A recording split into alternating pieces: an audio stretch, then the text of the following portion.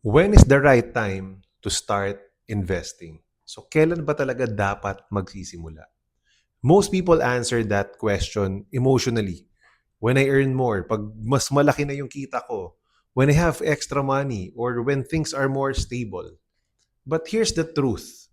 The right time rarely feels right. Laging naghahanap tayo ng right timing. Many people treat investing like a future upgrade. I'll do it na lang once I reach this level of income, or I'll start after I buy a house or a car, or I'll focus on it next year na lang.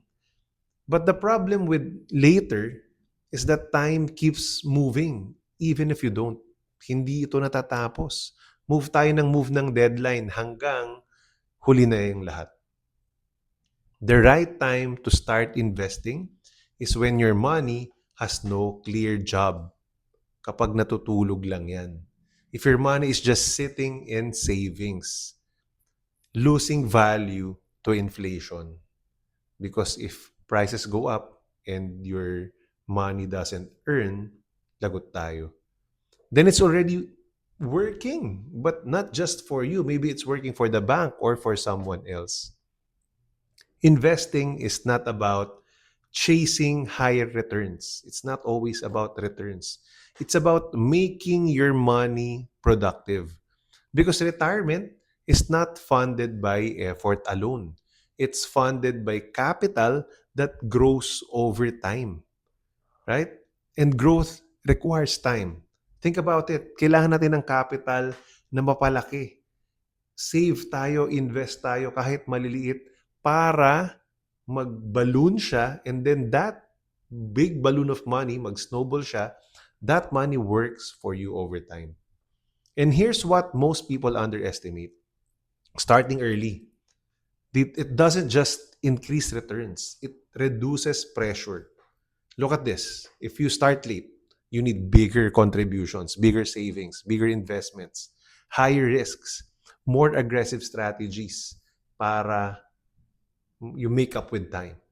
But if you start early, time does most of the heavy lifting. Time reduces pressure. Time works for you.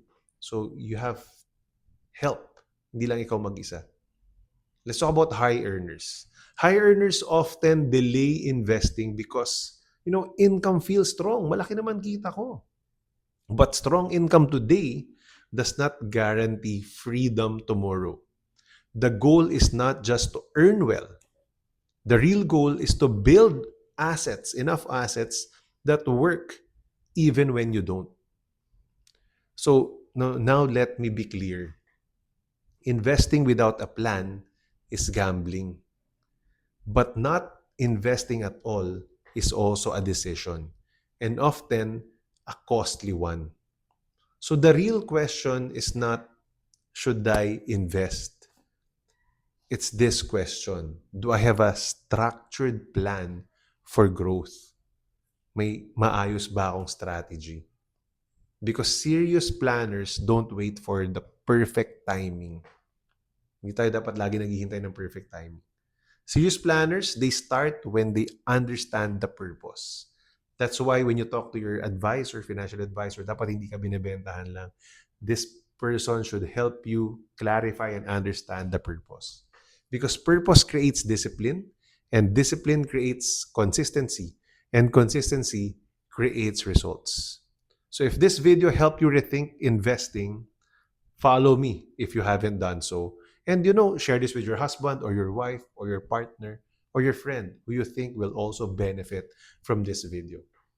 Most people think that they are doing okay financially until they actually compute their retirement numbers. That's why I created something exciting. It's called a Retire Scorecard. It's a simple assessment tool that tells you if you're actually on track for retirement or if you're heading toward a financial gap. It only takes about 2 to 3 minutes to answer. Madali lang siya. And once you're done, I'll personally review your score and show you what adjustments you can make to improve your retirement plan. So if you want a copy of the Retire Scorecard, just comment retire here and send me a message so I can PM you. No, send me retire, RETIRE. Because the truth is, retirement is not something we should guess. It's something we should compute. In the next video, we shift the conversation. So let's level up naman.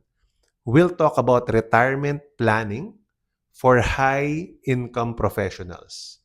No, yung mga malalaki yung kita, pero probably they're not starting yet because earning more creates different risks. Hindi porke malaki yung income mo, safe ka na. So follow me for smarter retirement planning.